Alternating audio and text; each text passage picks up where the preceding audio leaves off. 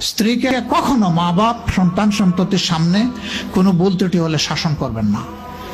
একা নিয়ে বুকে জড়িয়ে ধরে তার সমস্ত নেক কাজের স্বীকৃতি দিয়ে তারপরে বলবো যে এরকম একটা বিষয় আমি দুঃখ পাই নাই, তবে আমি চাই যে এটা তুমি কারেকশন করে নাও এবং আমি আল্লাহর দরবারে তোমার জন্য দোয়া করব। মাথায় হাত রেখে একটু দোয়া করে দেন। এর চাইতে বড় আর কোনো শাসন হয় না। কিন্তু আপনি যদি মাকে খুশি করতে গিয়ে মায়ের সামনে তাকে ধমক দেন, তার ব্যক্তিত্বের উপর আপনি তীর ছুঁড়েছেন, আঘাত দিয়েছেন, সে ফুঁসে উঠবে।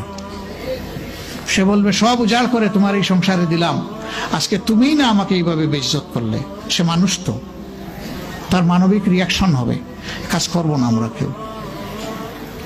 আমাদের জীবনের অংশ, আমাদের হাড়ের অংশ, আমাদের কলিজার অংশকে আমরা সেইভাবে সম্মান দিব ইনশাআল্লাহ। আমরা ভালোবাসবো সে আমার স্ত্রী, আমরা শ্রদ্ধা করবো সে আমার সন্তানের মা।